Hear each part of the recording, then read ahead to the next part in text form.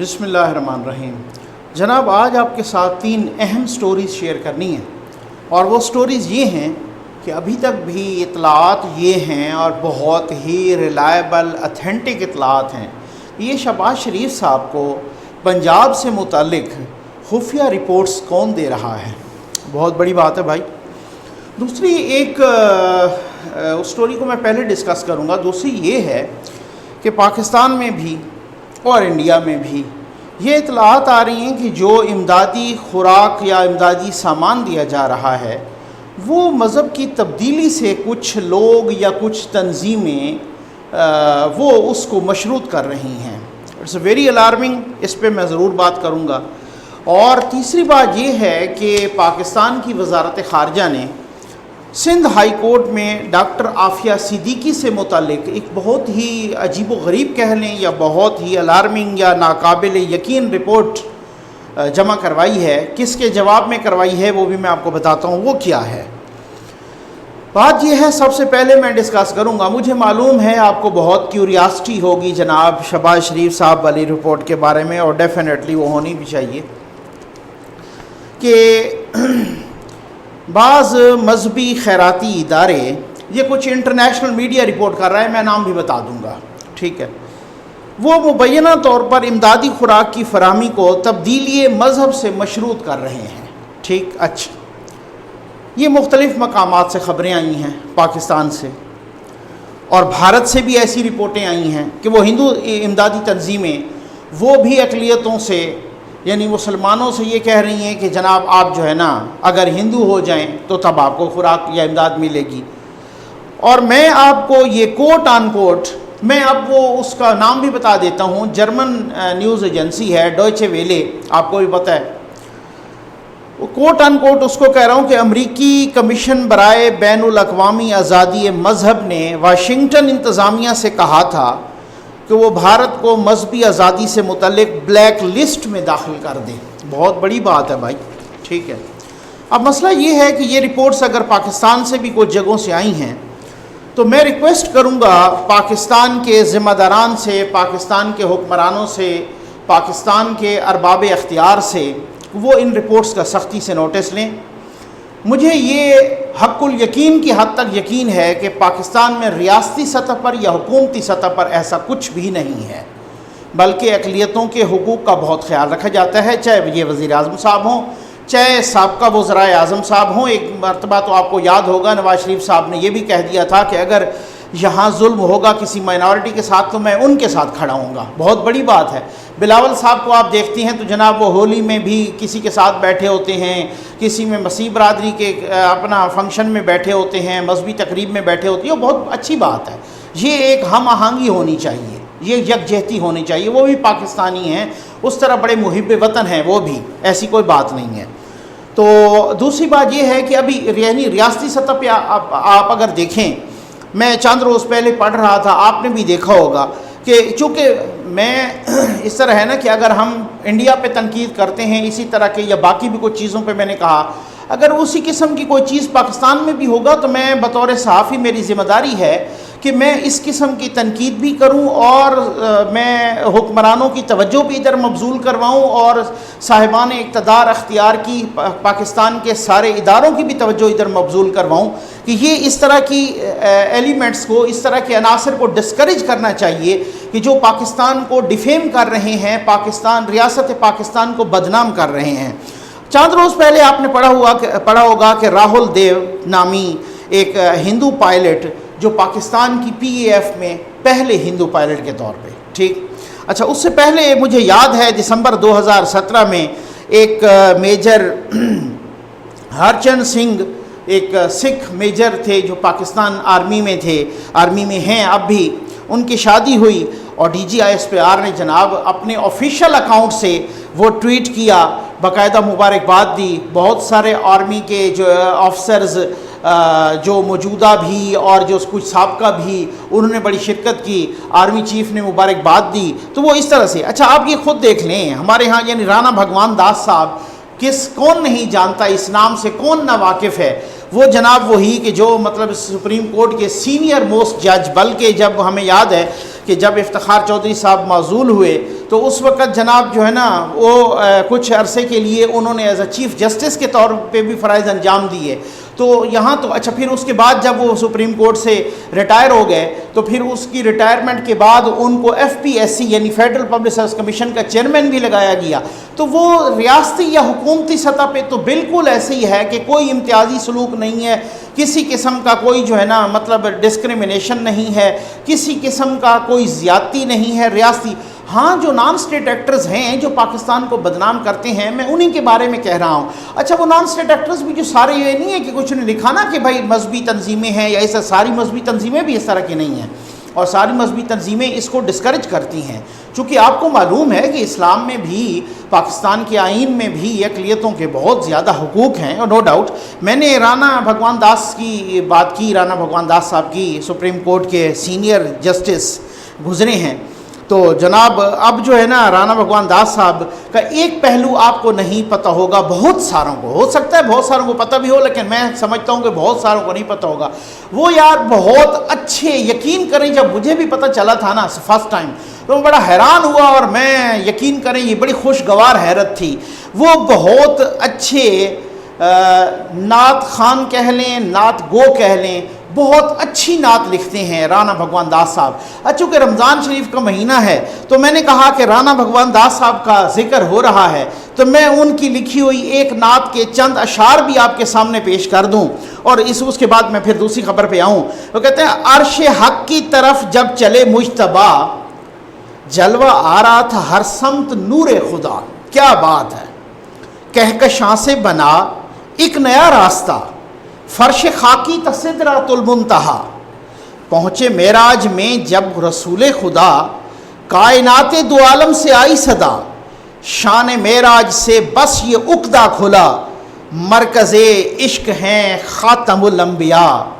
لا نبی بادی ہے قول محبوب حق, ورد اس کا ہے بھگوان صبح و مسا. کیا بات ہے یاد ہے, یہ رانا بھگوان داس صاحب کی یہ جو ہے نا بہت زبردست اور خوبصورت نعت, اس کی آپ اور خوبصورت نعتیں پھر کبھی انشاءاللہ ذکر کروں گا, آپ حیران رہ جائیں گے کیا زبردست قسم کی نعتیں لکھتے ہیں رانا بھگوان داس صاحب. تو جناب یہ ارباب اختیار ارباب اقتدار سے یہ ریکویسٹ ہے کہ اس چیز کا نوٹس لیں, ایسے عناصر کو ڈسکریج کریں کہ وہ جو اگر اس طرح کے کوئی عناصر ہیں جناب اگر اس میں, کیونکہ مجھے کچھ لوگوں نے, میں نے اس کو ذاتی طور پہ کنفرم بھی کیا ہے, کچھ زوما سے, ان کے زوما سے, اب میں نام نہیں لینا چاہتا, وہ زوما ہیں جو اسمبلی میں بھی, پاکستان کے اسمبلی میں بھی ہیں, ان سے بھی میں نے کنفرم کیا, انہوں نے بھی کہا ہے کہ جی ہاں اس طرح کی رپورٹس ہمیں ملی ہیں. اور کچھ لوگوں نے مجھے باقاعدہ کال کی ہیں, مجھے میسج کیے ہیں اقلیتی برادری سے, کچھ نے اپنی ویڈیوز بنا کے بھیجی ہیں کہ جی دیکھیں یہ ہمارے ساتھ جو ہے نا. تو میں سمجھتا ہوں کہ انشاءاللہ government of Pakistan, prime minister of Pakistan, chief justice of Pakistan, بلکہ اپنا آرمی چیف آف پاکستان, کچھ سارے جتنے بھی مقتدر ادارے ہیں وہ اس چیز کا نوٹس لیں گے, انشاءاللہ ایسے عناصر کو ڈسکریج کریں گے جو پاکستان کو ڈیفیم کر رہا ہے, ان کو ڈسکریج کریں گے, ان کو قانون کے دائرے میں لائیں گے. بہت نوازش. جناب شہباز شریف صاحب کی جب وطن واپسی ہوئی تھی, اس پہ ویڈیو میں نے بھی بنائی تھی, بہت سارے لوگوں نے کہا تھا کہ جناب وہ کیا ہے یہ وہ سر, لیکن دیکھیں کہا گیا تھا کہ ان کو ایک کچھ چند اعلیٰ سطحی صوبائی عہدیداروں نے, جن میں مثلاً وہ کہہ رہے تھے کہ جناب سیکٹریز کے لیول پہ یا پتہ نہیں چیف سیکٹریز کے لیول پہ وغیرہ وغیرہ اعلیٰ سطحی عہدیدار تھے, تو انہوں نے بڑی خاموشی سے کچھ بریفنگ دی تھی ان کے آنے پر. ٹھیک, اچھا اب وہ کہا جا رہا ہے اسی وجہ سے نا, آپ کو یاد ہوگا کہ ایک سیشن ہو رہا تھا video link per, prime minister of Pakistan بھی اس میں تھے, باقی اپوزیشن کے لوگ بھی تھے, باقی بھی تھے اسی وبا کے تناظر میں. تو جناب پرائم منسٹر آف پاکستان اپنی تقریر اٹھ کے چلے گئے تھے, پھر اسی کا بائیکاٹ بھی کیا تھا شہباز شریف صاحب نے, بلاول صاحب نے بھی اس کا بہت تنقید کی تھی, مذمت کی تھی وغیرہ وغیرہ. اس میں بھی بہت سارے لوگوں نے کہا تھا کہ وہ کیوں چلے گئے تھے, خود عارف حمید بھٹی صاحب نے بھی کہا تھا, ٹھیک ہو گیا نا, اور نیشنل ٹی وی پہ کہا تھا, اس لیے کہ پرائم منسٹر صاحب چلے گئے تھے کیونکہ ان کو پتہ چلا کہ وہ فیکٹس اینڈ فگر تو میرے پاس نہیں ہیں جو as a prime minister, Shehbaz Sharif sahab کو فیکٹس اینڈ فگر کس نے دیے ہیں. بہت ہی اہم بات تھی نو ڈاؤٹ. اب وہی بات ہے کہ ابھی تک بھی کہہ رہے ہیں, ذرائع بتا رہے ہیں کہ کچھ اس طرح کی رپورٹس آئی ہیں हुकूमत पाकिस्तान को कि जी अभी तक भी लोग ब्यूरोक्रेसी से, पंजाब की ब्यूरोक्रेसी से और आला तरीन सतह पर कुछ लोग हैं जो अपना शहबाज शरीफ साहब को सूबाई इंतज़ामी पॉलिसीज़ के बारे में और जो सीक्रेट रिपोर्ट्स हैं वो बहुत बाकायदगी के साथ दे रहे हैं। ये बहुत तसलसल की बात है भाई, ठीक है। अच्छा, इसकी मदद कौन कर रहे हैं? कह रहे हैं कि जनाब इसकी मदद कर रहे हैं फवाद हसन फवाद। आपको पता है कि फवाद हसन फवाद तो जनाब पंजाब की ब्यूरोक्रेसी हो या जब 2013 से ऑनवर्ड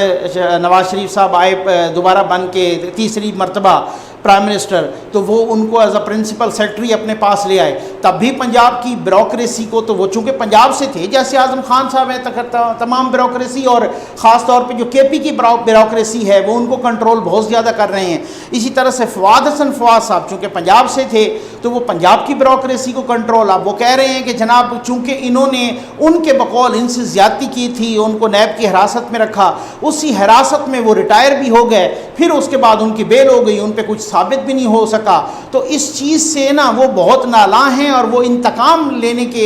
इसमें मूड में हैं और वो कह रहे हैं, फिर इसी वजह से वो ब्यूरोक्रेसी पे बहुत अपना असर रसूख इस्तेमाल कर रहे हैं। और फिर कुछ ज़राए कह रहे हैं कि भाई ब्यूरोक्रेसी भी इस तरीके की है कि जनाब वो भी ये कह रही है कि जनाब इस गवर्नमेंट का तो को पता कोई नहीं है, नेक्स्ट गवर्नमेंट जो आनी है इस तरह की एक हवा चल पड़ी है, या अफवाह कह लें या ख़बरें कह लें या ज़राए कह, भाई मुझसे भी ज़्यादा ब्यूरोक्रेसी को तो पता होता है ना। एक बंदा जो सेक्रेटरी लेवल पे या एडिशनल सेक्रेटरी पे ये इस तरह से बैठा है तो उनको तो ज़रूर पता होगा कि क्या होने जा रहा है या नेक्स्ट की क्या। और फिर ग्राउंड रियलिटीज़ को भी आप देख लें, वो बहुत सारी चीज़ें होती हैं कि पंजाब में मसलन कि बिलफर्ज अगर इलेक्शन हो जाता है, क्यों बार बार नून लीग इस चीज़ का मुतालबा कर रही है कि जनाब इलेक्शन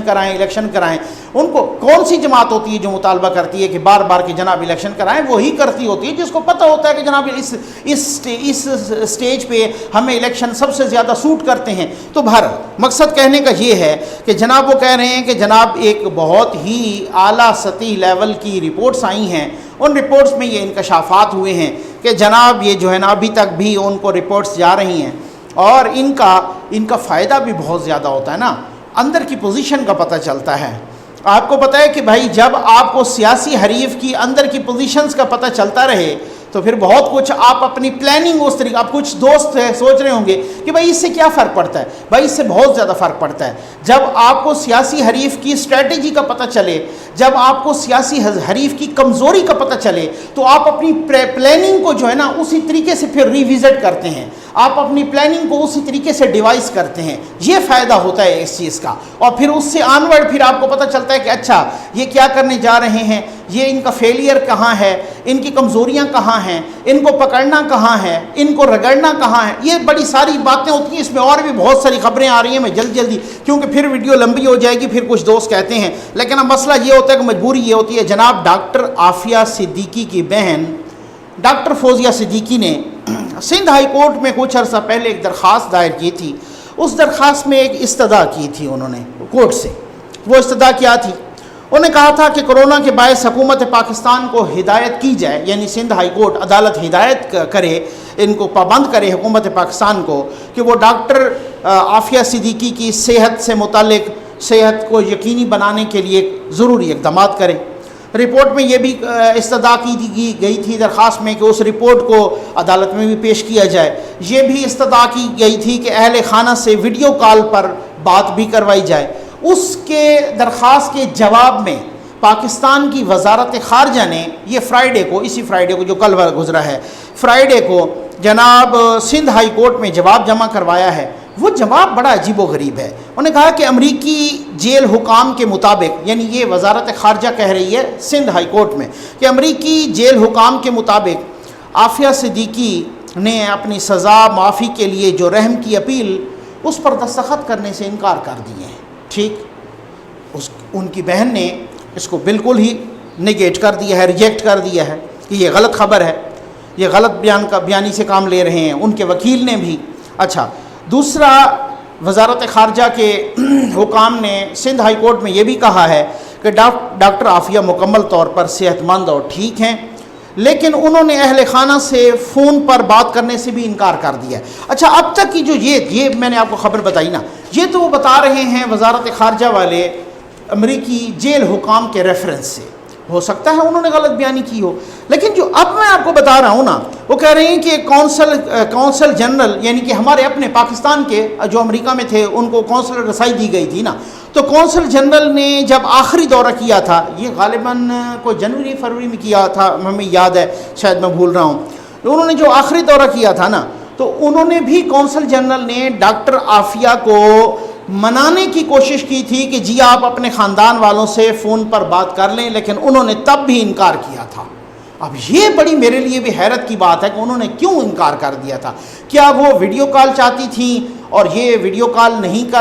کرانا چاہ رہے تھے، یا نہیں کرنا چاہ رہے تھے، یا نہیں کرا سکے؟ کیا اس کی وجہ کیا ہے؟ یہ بہت بڑی بات ہے۔ 27 مارچ کو وہ کہہ رہے ہیں کہ جیل جانا تھا کونسل جنرل نے، لیکن لاک ڈاؤن کی وجہ سے، کرونا کی وبا کی وجہ سے وہ نہیں جا سکے، اس وجہ سے ڈاکٹر فوزیہ صدیقی نے اس جواب کو مسترد کر دیا، اس کے وکیل نے بھی، کیونکہ مسئلہ یہ ہے کہ اس گورنمنٹ نے تو بہت ہی سبز باغ دکھائے تھے نا، یوں کہہ لیجئے، اور بہت امید دلائی تھی کہ جناب کہ وہ ایک سٹیج پہ ایسا ہوا تھا، آپ کو بھی یاد ہے کہ جناب بالکل جیسے ڈاکٹر عافیہ صدیقی کو واپس لایا جا رہا ہے۔ ایک سٹیج پہ یہ بھی باتیں ہوئی تھیں کہ میں نے شاید اس پہ ویڈیو بھی ڈیفینیٹلی بنائی تھی کہ شکیل آفریدی کو وہاں کوئی حوالے کرنے کا پلان ہے اور ڈاکٹر عافیہ صدیقی کو یہاں لانے کا پلان ہے، تو اس طرح کی بھی کوئی باتیں ہوئی تھیں، اس طرح کی بھی خبریں آئی تھیں۔ تو اب دیکھیں کہ کیا ہوتا ہے، اس پہ کس قسم کی کیا صورتحال ہوتی ہے، اور وہ کیا واقعی انہوں نے ریجیکٹ کی ہے ساری چیزیں کی ہیں، تو کیوں کی ہیں۔ امید ہے آپ کو ویڈیو پسند آئی ہوگی۔ آپ کا بہت بہت شکریہ۔